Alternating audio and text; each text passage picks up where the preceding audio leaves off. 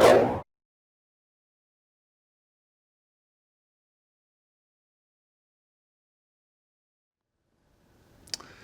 welcome back to Unpacking the News as we move through the modules that focus on voting, elections, and political parties. It's a good time to note that the efforts by candidates, campaigns, and parties to contest next year's elections are already well underway. So today we thought we'd cover the stakes in the election that are getting the most attention. The efforts by Republicans to hold on to both chambers of the Congress, which would allow them to retain one-party control of the legislative branch and, in turn, the federal government, and Democratic efforts to take back one or both chambers of Congress, which would enable them to obstruct President Trump's agenda. Right. So Republicans currently control both houses of Congress with a comparatively comfortable margin in the U.S. Senate, but again, a razor-thin majority in the House. So let's start by looking at a setup for the election and a couple of clips with Steve Kornacki, the main election analyst for NBC News. #HotNerd. I was going to ask you, how are you on Kornacki? As we chose this, I never really said, hey, I think you probably don't get a lot of Kornacki. You don't watch that much cable news. I don't watch much cable news, and obviously there is a sense of me that's, I guess, jealous, maybe, but also he's a nerd on TV. He's a nerd on TV, but also, if people are into the data and all this stuff, and he's what brings them in. Yeah. It's cool for me, okay? All right, so look, the first clip we're going to see with Mr. Kornacki is from July of this year, so just keep that in mind, okay? All right, let's watch. Thanks to Steve Kornacki, who's at the big board for us. Steve, you heard Julie talk about this there. It seems as though this is the first die being cast in the 2026 midterms. Republicans say they're going to try and run on at least aspects of the one big beautiful bill. Democrats say they're going to be running against it. You have a look at what Republicans are up against as they seek to maintain their House majority next year. What does the landscape look like? Yeah, let's take a look at this big picture midterm landscape here from the standpoint of Republicans trying to protect these majorities they used to pass this legislation. Good news, bad news for Republicans politically. The good news start on the Senate side for them, and it's this. They do have that 53-47 majority right now in the Senate. It means that Democrats would need to post next year on the Senate side a net gain of 4 seats. Remember, if it lands 50-50 with Trump as president, his vice president, J.D. Vance, would break the tie. So Democrats would need a net gain of 4 seats here, and you just start to look at the map, look at some of these seats that are up, look where they're up. Democrats going to be playing defense in Michigan, a state that Trump won narrowly. John Ossoff in Georgia, a Trump state right there. Meanwhile, how many Republicans are going to be up in Harris states? The answer is only one. It's Susan Collins up in Maine, and Collins, of course, has survived some very difficult climates before. So the map here, just in terms of the math for Republicans, it's favorable, very favorable to Republicans holding that majority. We'll see how it plays out, but they're probably feeling good about at least hanging on to their majority there. It's the House side, though, and you just heard those comments you played from Mike Johnson right there. This is what the balance of power looks like in the House right now.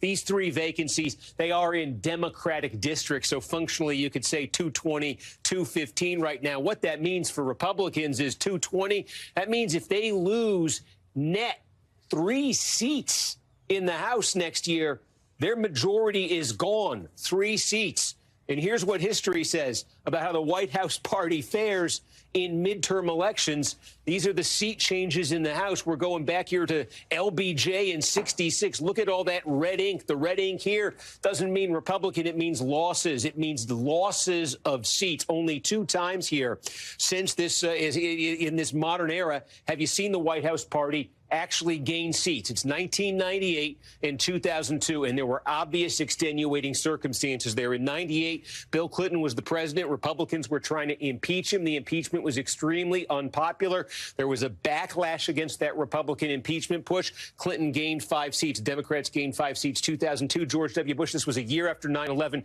The entire political climate had been transformed by 9/11, had not really gone back to normal partisan politics. Bush and his party benefited greatly from that. Otherwise, you just see losses here. That's the history that Republicans are up against, that they're trying to defy. Is there any encouraging note for them in this history? Well, ironically, it might be this one right here, the most recent, Joe Biden, 2022. We'll just call this up on the screen quickly. In 2022, Joe Biden was not popular. 44% approval rating.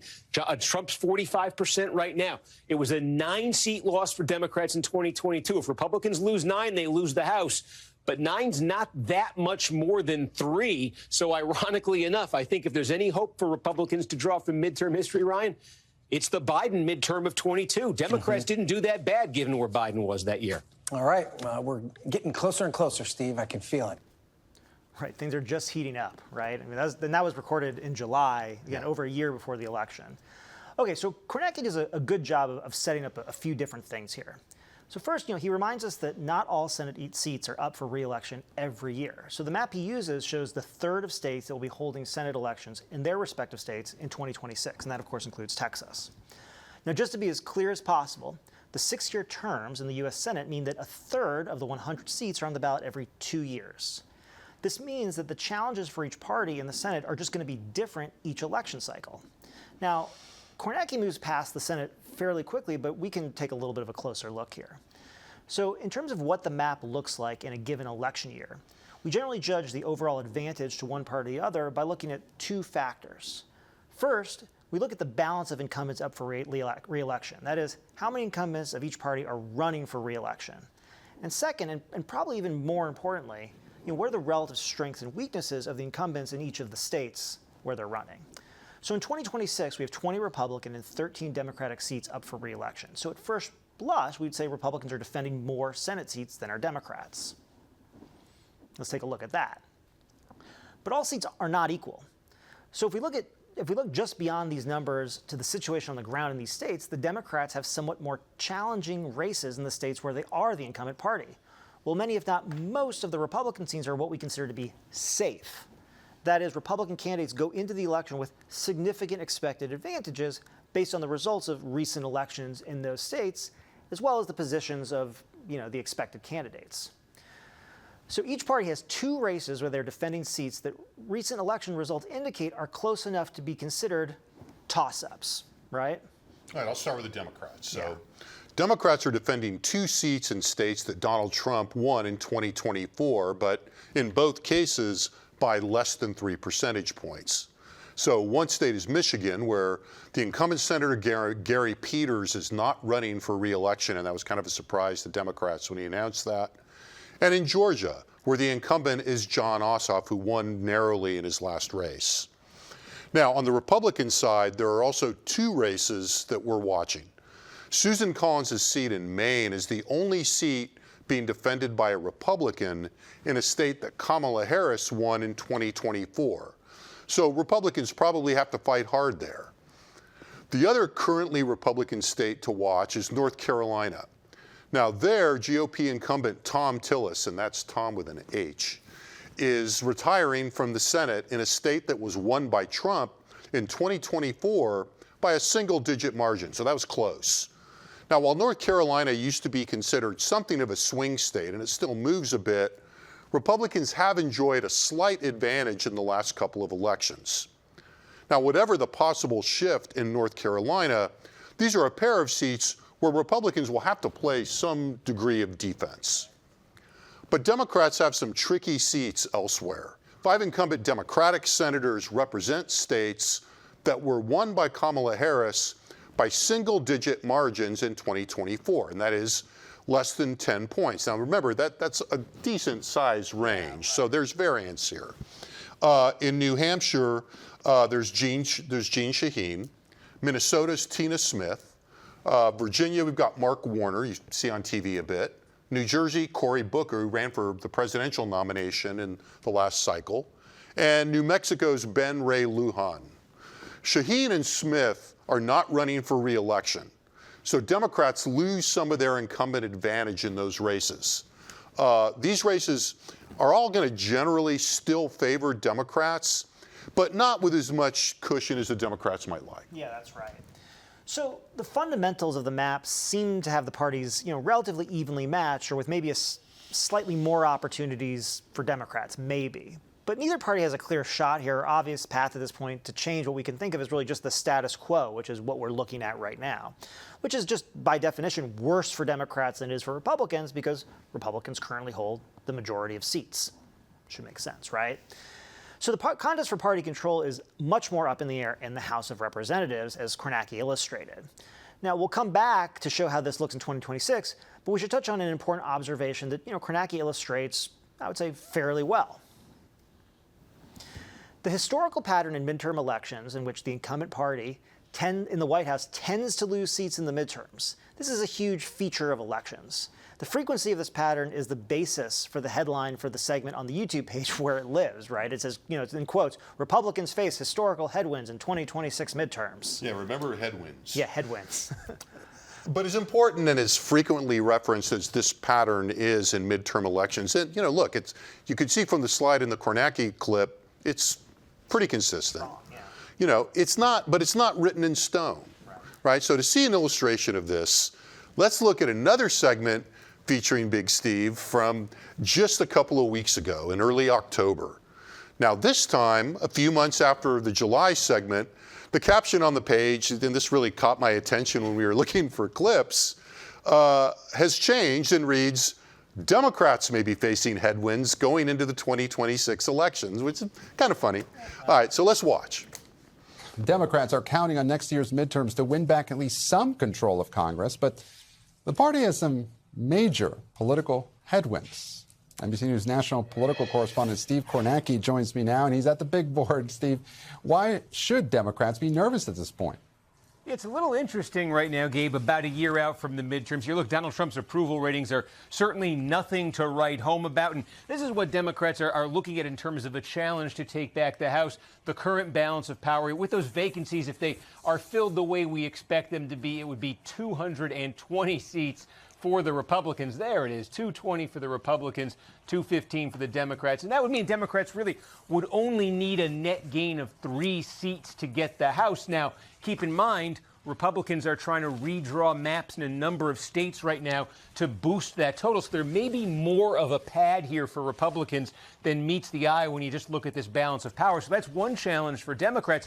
But of course, Democrats are hoping that this goes like the midterm did in Trump's first term. And if it did, this would be nothing because Democrats gained 40 seats. It was a blue wave in Trump's midterm. So the thing about that midterm the first time around was you could see it coming from a long way away. October 2017, more than a year out, the generic ballot asking folks which party do you want to see control Congress. Democrats were leading on average in the generic ballot by nearly 8 points. And this was the level they basically maintained through all of 2018, right up to Election Day, right up to the blue wave when they gained 40 seats and flipped the House. So where is the generic ballot right now? Well, Democrats lead it, but not by nearly as much. It's a 3-point average lead for Democrats on the generic ballot now. So again, this is not terrible news for Democrats, but there was clarity even at this point in 2018 that something was coming.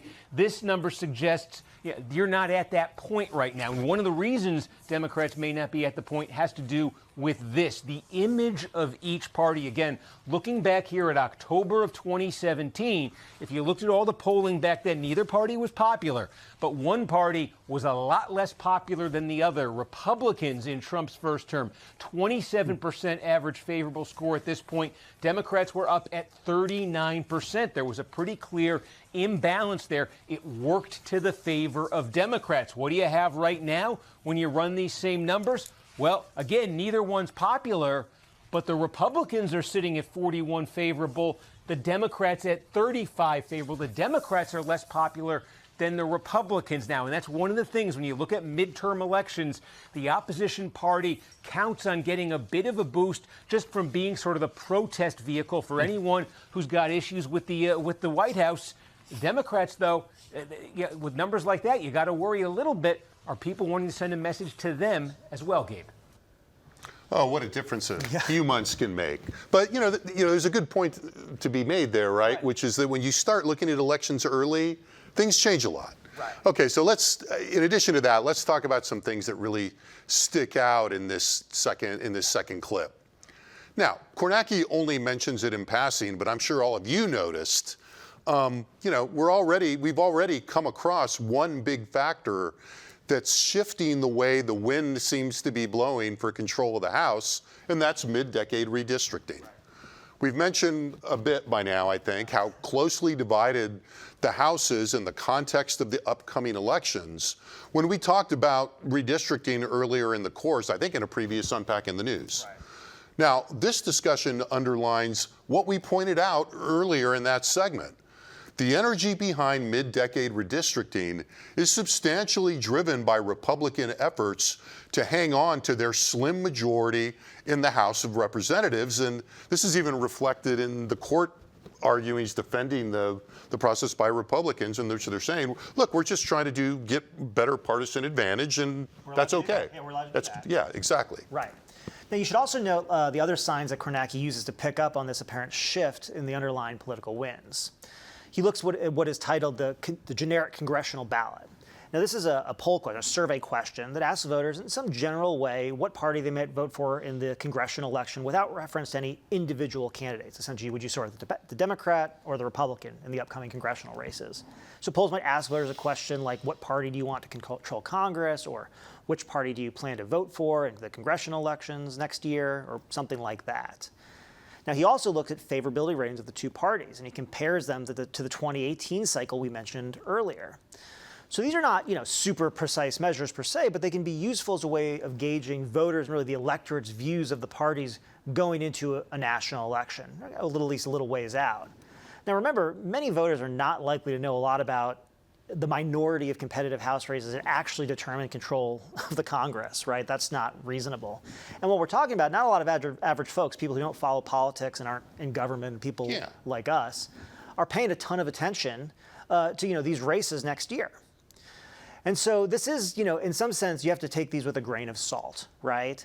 The election isn't happening yet, it's a ways off, but nonetheless, we do see to be able to draw some lines from them, right? So again, the election's a year away the election is a year away from now, and these are the numbers that we're looking at, but it does give us something, right? And that's why he's looking, in a lot of ways, that's why he's looking at those more general numbers. Right. And I would say it's also probably why we're both kind of going, yeah, that Kornacki guy's okay, because we agree with that, and that's kind of how we approach it when we do the polling in Texas. Right. So all that said, it's fair to note that he's tracking two factors worth keeping an eye on here.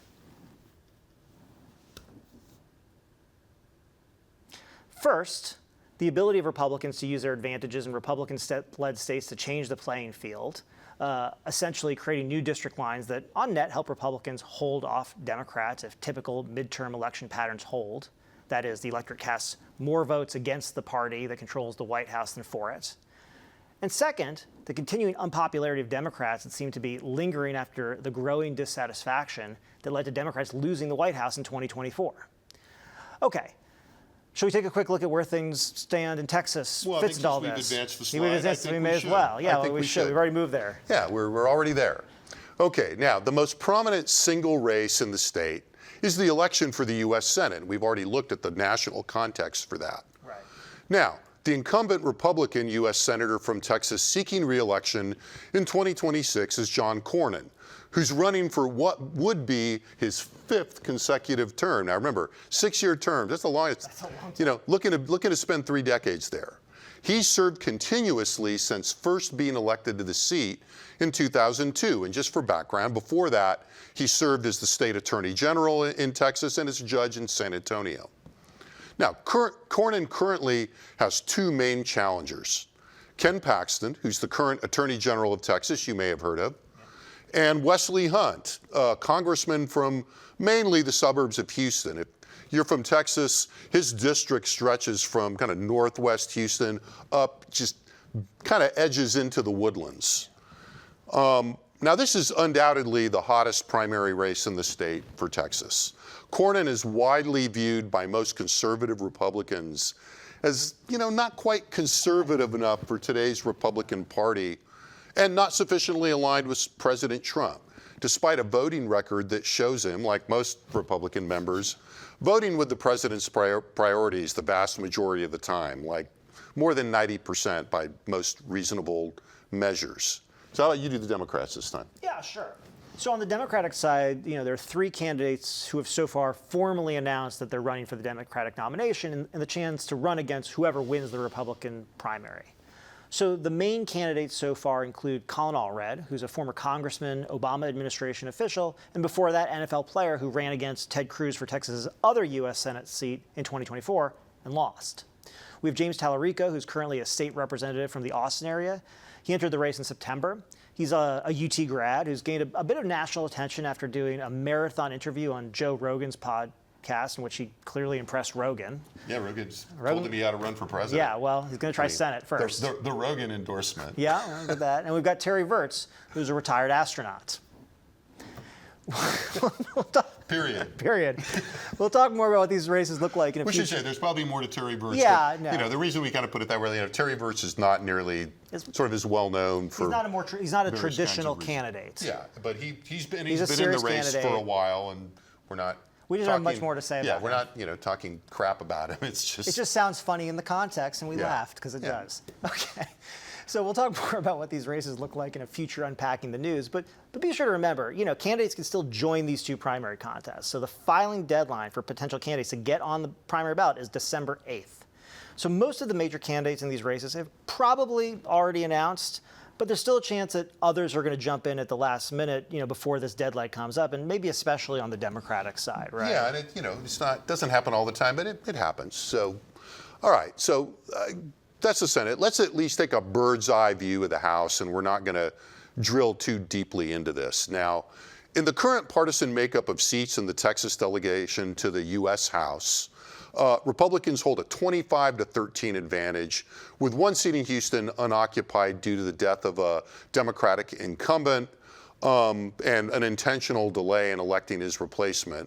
But that replacement is all but certain to be a Democrat. It's a heavily Democratic district in Houston. So that's a lot. If you're looking at the map, clearly that's a lot of red Republican seats, and even more so, a lot of Republican real estate.